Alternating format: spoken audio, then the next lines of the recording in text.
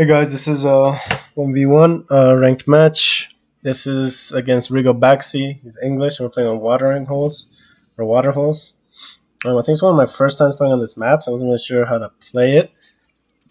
But it's an interesting match. It's really grindy. It's kind of similar to the last match I uploaded. So I was looking for the water. That's why it took me so long to send my villagers to do something, because I thought there might be a water nearby. And I didn't see any signs of it. So I just go to my default fast H2. As Mongols, there isn't much else you can do unless you're trying to go for perhaps 2TC.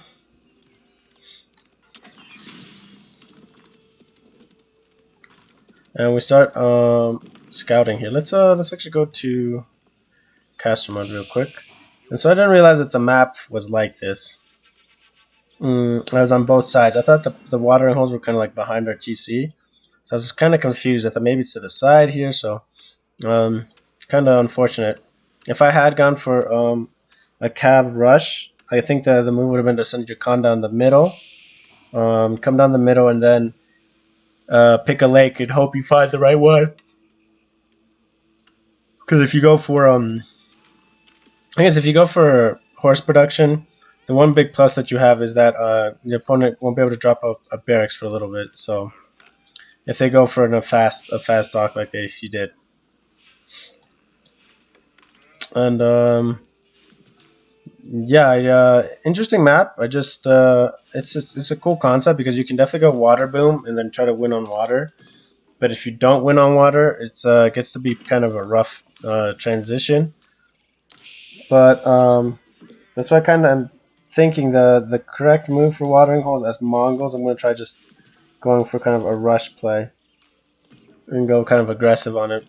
I'm sending my girl to pick up this one sheep I see. He's still scouting around. And I think just now is when I realized he's got a dock. What is it? Control F? Yeah. So I realized he's got a dock, which, puts me back a little bit. I'm already behind three eco at this point. And he's going everybody basically on the wood. 5 villagers on food, it might be a little bit excessive. But he might be looking to age up behind this, which I think he did actually, so. He isn't collecting gold yet, though. So, we're just kind of going up for H2. We're about to tick up here. And he's definitely in a better spot in terms of macro. He's already got his dock going.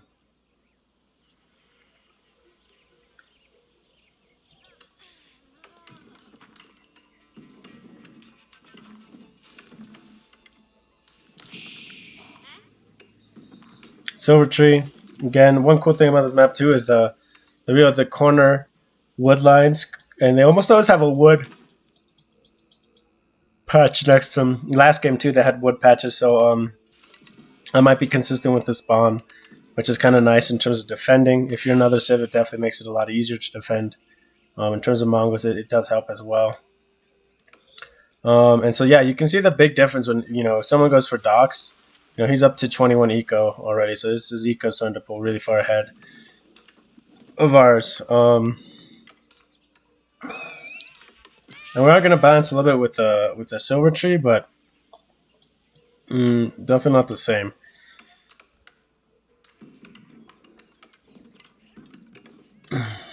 At this point, I'm just finishing scouting my side of the map, and he kind of runs towards my my base here, and we are able to get this these 4 sheep, which is nice. Just kind of accompanying him, keeping vision on it so my TC can shoot him throughout. And if my TC hadn't finished him, I feel like my con probably could have finished him, and I could have stuck along with him long enough for this TC to help me get him, or for the age up and for the being able to run and get him at the same time. So he's starting to tap up now, and so he's not. You can tell that the fast H2, pretty much the fastest I can tap up H2 wise.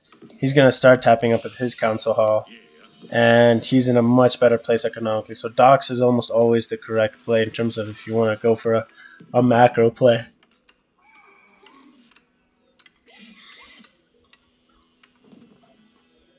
Behind this, I'm dropping my stable, and they are being rallied down to here, to the docks. And we're just finishing scouting around the map. Yeah, we don't have any idea of his bases. All we know is that he's fishing, and we're not really too worried about what else is going on because we already know that we kind of have to deal with this first. I guess I could have scouted out and kind of seen that his golds are low exposed, that his woodline's exposed. Regardless, I feel like the main issue is still the docks. So our silver tree is still moving. We probably could have made one trader before moving, but it would have delayed our stable. So that's kind of why I just went for it. And I don't necessarily need a ton of gold right now, so I didn't need to rush it. I felt like. And now that we see his TC here, we got a good vision of his wood line.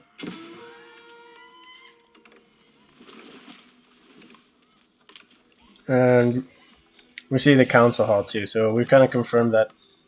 And we see the barracks, so we know that there's a push coming, so we're going to start kind of scouting up here and heading over and across. And the scout is starting to burn on our Ubu, which isn't end of the world.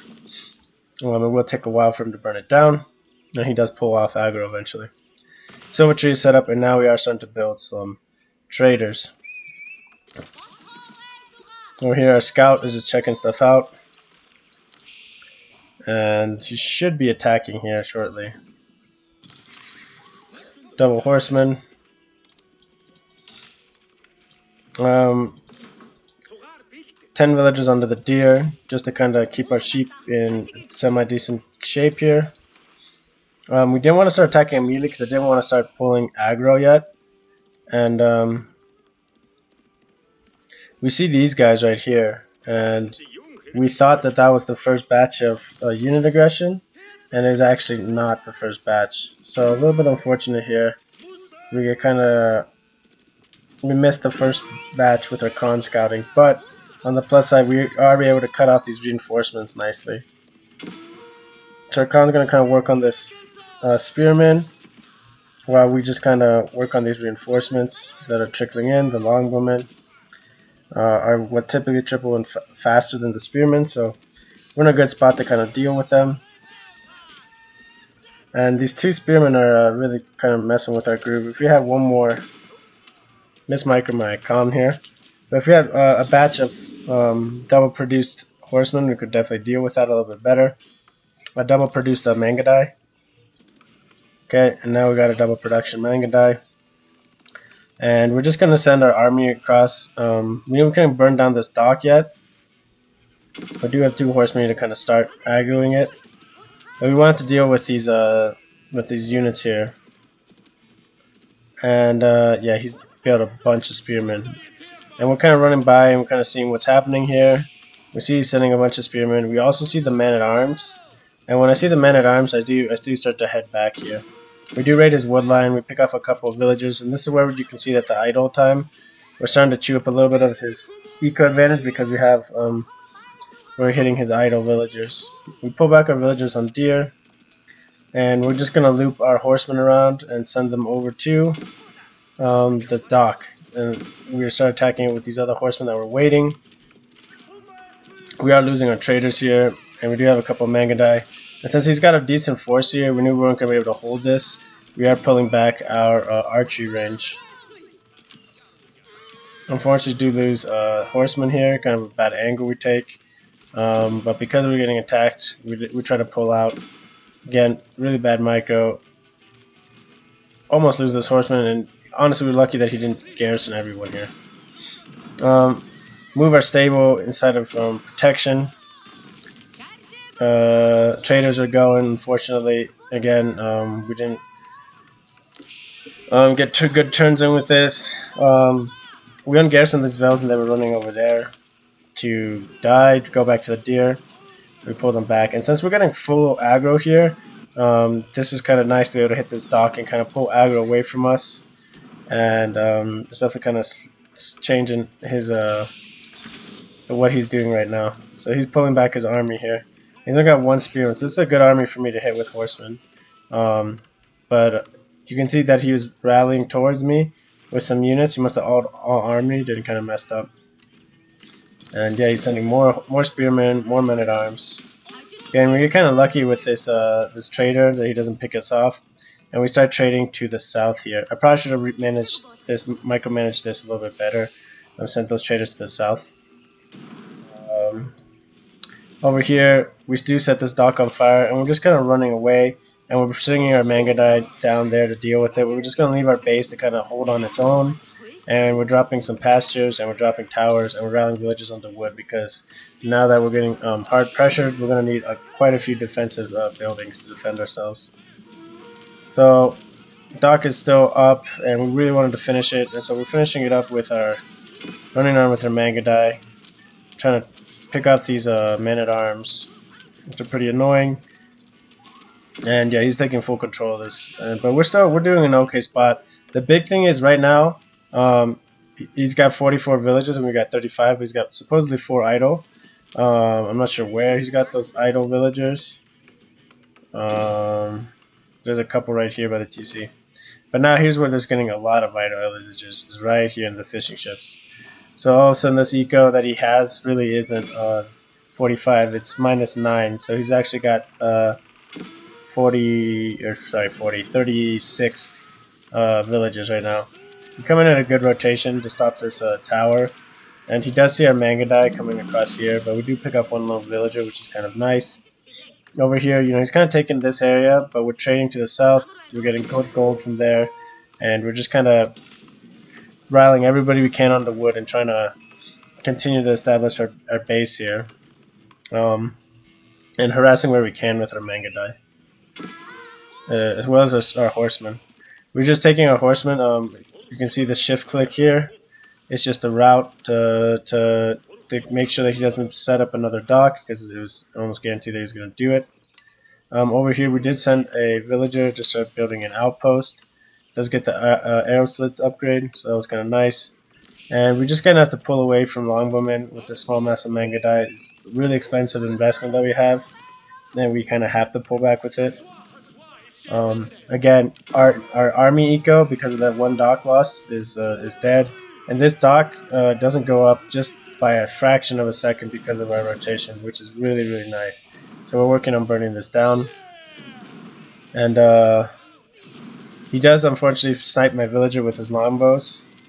And we're going to kind of lose this area here, but because we stopped his dock, I think he kind of accidentally all armies and tries to send our units, and we were able to get one more drop off with our silver tree.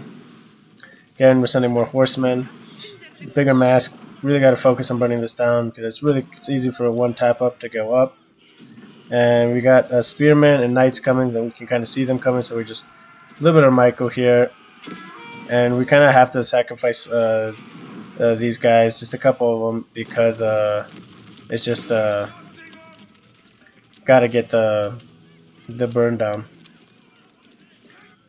Behind this, he does send more villagers. Unfortunately, I didn't realize that exactly. I was pulling back. I was trying to pull back my silver tree.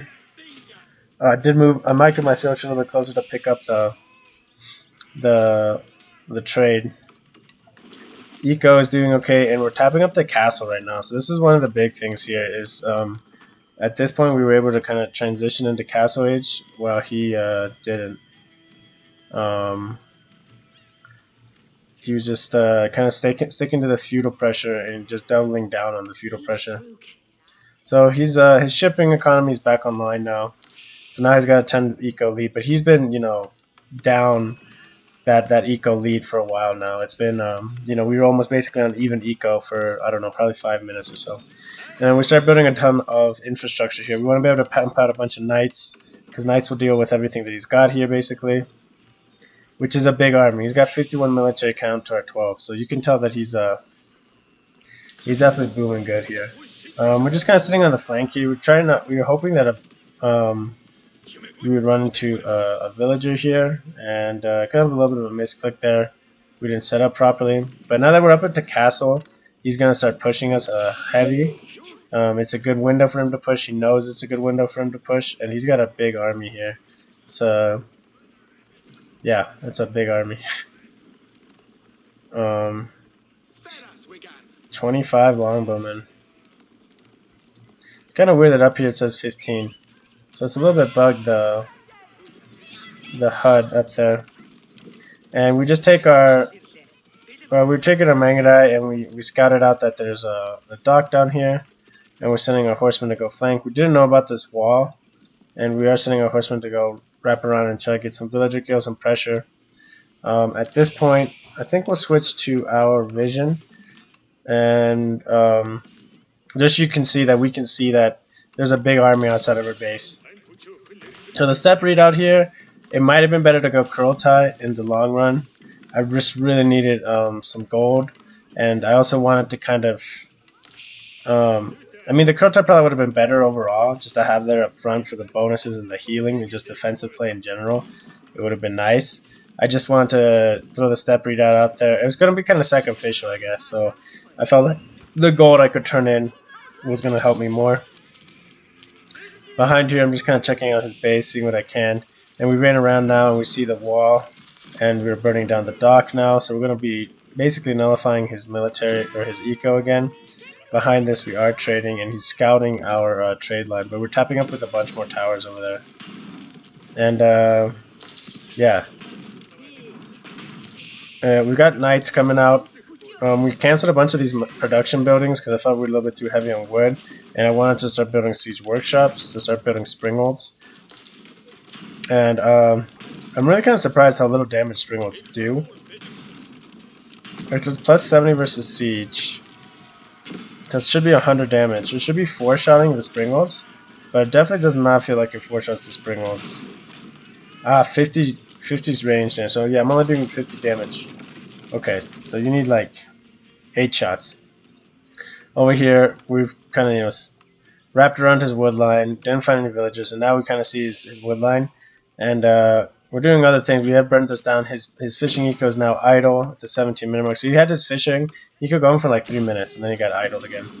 And, losing our step readout kind of sucked, but it basically just bought us time. And that was the big thing. We're just trying to buy us time. And while he's pushing us here, we take that time to push with our Mangudai. And he kind of all armies and is pushing us up here. I don't think he realized that he all armied. And we take our small force of horsemen, just harass his gold a little bit. Gold production is always good to slow down. And, we kill a bunch of villagers on this wood line, and now we're killing villagers here. And now we have a big villager lead, actually. It doesn't look like we have an eco lead because we're getting sieged. And he's got all the ships, but he's got 20 idle villagers, and 10 of those are actually his fishing boats that are not working right now. So we're still mining gold, even though we're trading behind this. We're not like dedicating there. Well, now we're starting to dedicate some trade, but we didn't want to like overcommit into the trade early. And I wanted to keep villagers here on the gold to make them think that this is kind of like where we're mining our gold. At the same time, he pushes us, and we're still rotating here, trying to do some damage on his villagers. And we just pull our villagers back and garrison a bunch of them. Again, trying to wrap around, trying to get these rams down. The big thing is stopping these rams. He hasn't been diving us with the men-at-arms. He doesn't want to sacrifice his men-at-arms. Even though, look at the military, kind of got 64 military. He could just dive us, just full-on dive us with these men-at-arms, and kind of just stay here and do that. And this is where it got a little bit sketchy. So we pull all of these villas to start building towers, because we really needed it. And we did have night production coming out, so this is definitely going to be kind of big. Behind this, we're also going to distracting some micro with our Mangudai. And we do have traders going now, which is nice. Unfortunately, they were just stuck on the silver tree. I didn't re-rally it. And yeah, all these villagers garrisoning did a lot of work in holding this. And it just kind of discouraged him to keep pushing. And we wrapped around his wood line back here, kind of checking out his base a little bit. And yeah, again, we're just trying to crank out more towers as quickly as possible. We have still, our decent stone income over here with our uwu. And we had one lone villager over here working, I believe. Yeah, it was 2 of them. So they're dropping towers on this line, trying to set up. And we're just trying to reestablish our foothold in this game. Again, his dock is still idle. All of these villagers or fishing boats are idle. So again, he's actually got 41 eco right now. And we're able to push him off of gold, pick off a couple more villagers. So this is, you know, just little equalizing things that we're doing just to try to keep ourselves ahead here. And we do finally resend all of our traders. Again, when he starts pushing with those rams, we just garrison all of our vills. We've got two rams getting upgraded, and we just pull vills to just start burning. And once the longbow masses are in range, we kind of pull back. We just kind of want to tempt his longbows to push up. And again, we're losing villagers here. And you can see we've lost over 30, and he's lost over 20 though. So we're just kind of pulling back. Burning on those rams is paramount, and you can see how hard he's committing to this push right now with just rams. Thankfully, he did not want to age up. He's not worried about his gold. And he's just getting kind of distracted, I think, overall. Behind this, we're just starting to trade boom now. So the trade is starting to really go, and we're up to 11 traders now, which is good. And again, getting more springald towers. At this point, it probably would have been nice to drop another springald, but we are just barely cranking out our units at this point. I mean, we're kind of in a bad spot. At this point, I also realized with my 2 villagers, I might as well set up fishing up on this northern shore. And he looks like he's starting to set up his fishing as well. Our Mangadai, if we had rolled around this shore a little bit more, we probably could have caught that. But it's been idle for a while now. It's been idle for like 4 or 5 minutes again. Yeah, almost 5 minutes now. And again, we're just rotating. These Mangadai have one roll, and it's kind of the harass and just kind of rotate and picking through areas. And again, we find that this that the dock is getting built. We stop it again at a really good time, and we're just gonna leave our Mangadai there. If he sends another vill, we're gonna be able to burn it down. He's gonna have to either build it in a different spot or do something about it. So here he's sending 5 rams. It's a huge commitment. It's 1,500 wood right there. And we're just committing villages and burning it down. And every time we pull vills, we know that he's gonna push us, and we're losing a bunch of villagers. But it's more, you know, luckily he's going for the towers that don't have the springwalls in them yet. So we have 3 springwall towers in the back. So those are the really expensive towers. And now you can see that he's kind of. Oh, I thought that the ram was gonna go for it, but he will lose 10 vills. But while we lose 10 vills, he's losing a bunch of longbowmen at the same time. They are getting chewed up by the longbow tower or springald tower, and we still have this dock kind of locked down. And behind this, we are starting to build fishing ships, as well as our trade is booming now. So suddenly our eco is, even though we're losing a ton of units, his eco has really been held dormant because of this docks not going up. He probably should have committed to doing that a little bit better. And yeah, he's just trickling troops over. He's just sending a ton of troops over. And in terms of eco, you can tell food-wise he's starting to stall out. I think he's realized he's stalled out. He's only got 260 food a minute. I mean, we've only got 260 food a minute, and we're not even going with villages here on food. I don't know how that's happening. Oh, it's these guys right here. So yeah, we're just barely holding on there. So we have to go raid a little bit. We're kind of holding here with our Mangata, but it's just taking forever. So we were gonna go check out his wood line, which we do, and we do see his wood line is available for raiding. The con is just kind of sniping a little bit, but again, we dropped this attack speed here because we see the longbows. Oh, that's right. He was starting to wall up here. I totally forgot about that. We saw him walling. Maybe we'll switch to this last bit to a locked camera so you guys can kind of see what was happening here. He's shutting off our trade here, so Mangata are going to clean this up, and we pull our villagers to start chopping here. You can see that our traders here on the mini map are starting to move across. And we're getting pushed by a lot of rams again. So 6 rams. We pull vills. Again, we have to garrison once we see those longbowmen are out. And we lose our pastures, which is a little bit unfortunate.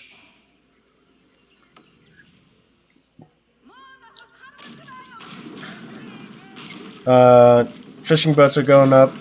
That's kind of why our night production is stalled, because we were macroing villagers onto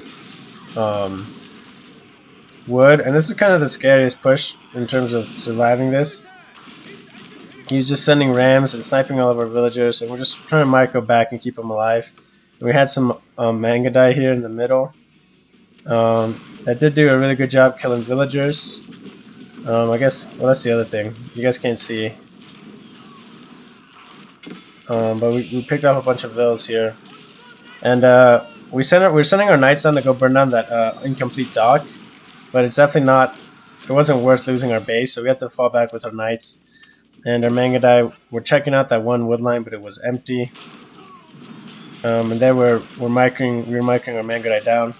And over here, we send our knights onto the longbows because that's kind of the biggest threat here in terms of my villager count. And now you can see he's up technically 15 villages, but he's got 11 idols. Over here, we run into these longbowmen. We see that the dock is done, and we're just gonna keep. We sent them off to a different route. Keep scouting out, I believe. We're sending our knights to go burn down that gate and then burn that dock down subsequently. Send all of our villagers back to work, and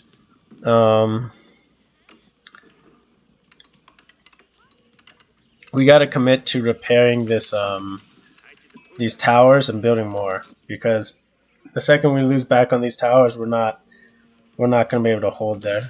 Worker kills, you can see he's killed 50, we've killed 25, so he's definitely beating us in that aspect. And we rotated our Mangadai down to that wood line, because we knew that was another wood line. We had to check the other one, and we hadn't seen anyone. We are producing knights, kind of trying to hold again with our night production. Towers are going up, and we're just committing pretty much all of our villages into just protection here. Gonna grab these couple of knights that are down here, and we send them over to burn down that dock. Luckily, we have Springle Towers here that clean up that the scouts that was attacking us, and we're gonna pull these villagers onto the food. I believe we go, yeah, because we needed to start cranking out some units. Over here, we're able to kill a couple of villagers, just 1 or 2. We do lose our Khan, unfortunately. He does like to chase units under TCs. And the few villages we pulled over here onto this tree line, we're going to start chopping behind there, kind of hope he doesn't see us. And we're just dropping a bunch of towers here, because if he walls this again, we're going to be in a bad situation. Again, army-wise, at least now we have kind of somewhat of an army with a 20, and he's at 50, so we're at least holding at half of his army, but most of our army is out harassing and idling his fishing economy again. And a big thing is, doesn't look like we have an eco lead, but we have an eco lead right now. Not by much, but we're kind of holding on here. And we pressure away these rams. And we're going to take these knights and we're going to send them over to this wood line. We shift click them to the wood line, and we're taking our Mangadai over to his main base to see if he's got farms going up. And our kind of knights just kind of are aggroing onto these rams, which is good. And we're just going to fall back away from these spears, and then we're going to dive into these rams. Again, a lot of Springle Towers kind of holding and shredding up those units. They are feudal age, and he hasn't been able to really balance his eco. He's just been so aggressive here. And now we've got a fishing pond going here, which is pretty big. And behind this, we're also killing a ton of villagers over on his wood line. And we're kind of pushing forward, and we wanted to see if we could get some kills there, and we see they still got a bunch of army, so we fall back. We didn't fully see how many units he had. That's why we just kind of fall back. And we're trying to, obviously, down there we checked our knights to see how they were doing, and they had cleaned up basically all of those villagers. It was like, I want to say 30 villager kills there. And so now you can see just because of one really good raid on his wood line that didn't have any towers, and he didn't see because we were fighting elsewhere what was happening. Um, the aggro. My manga and I were running through the top of his base at the same time. So, all of a sudden we've got double his eco, almost actually triple his eco because he's only got 20 villagers going. 10 of them are fishing boats that are just idle. And yeah, we're just getting upgrades here. Springle Towers. We are getting raid bounty for burn down for our knights that are um, on the opponent's land kind of raiding. And I think we brought back our Mangadai all the way back. Yeah, there's only 3 of them from that raid. I think I bring him back to go with the con. Not entirely sure there. My con had died and he just spawned, so I was gonna go pick up the con with those guys. And over here, I'm taking these knights, and we're just going to shift click the water, and he just sends in a lone ram, and he GG's out. So it's just a really good hold here. Kind of a few mistakes on his part, but overall an interesting match. I think we did a good job of just kind of raiding and harassing where we could, and really delaying this water as much as we did. Shift clicking this was really big. So yeah, I think a better tactic though for the the water holes would probably be just going straight into a. I mean, you can do like where you go H2 and then you're basically trying to play catch up, but you can see that if he had committed to not full on pushing me, and if he had stayed and committed to getting that fishing eco going again, he would have been 10 villagers ahead, a lot more throughout that game, and not just the like 5-6 minutes that he was. So I think if on watering holes, it's not a bad idea at all to open with a stable, open with some scouts, open with a couple scouts, or open with a horseman and then a scout, and just try to find. I think that's why I think a scout is probably a better opening, and just try to find a dock going up, because there's a really strong possibility that they do that. And if they go for the immediate dock, they're not going to be able to build military units for a while to be able to actually defend that dock. So there's definitely a window that you can burn it down. So yeah, I hope you guys enjoyed it. Let me know if there's anything you guys want to see. And yeah, thanks, and we'll catch you on the next one.